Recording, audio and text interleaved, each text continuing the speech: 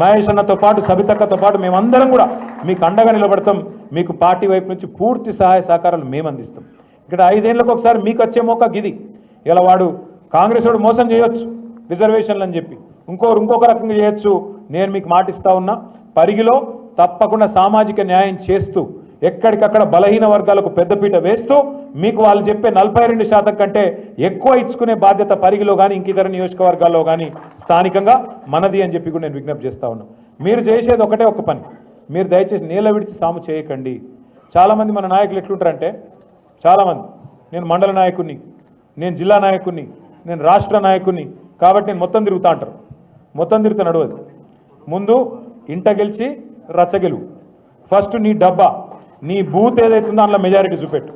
నువ్వు రాష్ట్ర నాయకుడు కావచ్చు కాక, కానీ ఫస్ట్ నీ ఊరు సర్పంచ్ని ఎంపీటీస్ గెలిపించుకుంటేనే కదా నీకు కదర్ ఉండేది. నువ్వు అది చేయకుండా నేను మొత్తం దేశం తిరుగుతా, నేను మొత్తం రాష్ట్రం తిరుగుతా, నేను వికారాబాద్ జిల్లా అంతా చుట్టుకొస్తా, ఏమద్దు. నీ ఊళ్ళో నువ్వు ఎంపీటీస్ గెలిపి సర్పంచ్ గెలిపి నీ బూత్ల మెజారిటీ తీసుకురా, అప్పుడే నువ్వు దార్కార్ లీడర్ అని నేను ఒప్పుకుంటా. లేకపోతే మాత్రం ఎన్ని డైలాగులు కొట్టినా లాభం లేదని నేను కూడా అనుకోవాల్సి వస్తుంది. మీరు పరిగిలో నాకు తెలుసు మొదటి నుంచి పటిష్టంగా పార్టీ ఉన్నది. కాంగ్రెస్ పార్టీ మీద ప్రజల్లో విపరీతమైన కోపం ఉన్నది.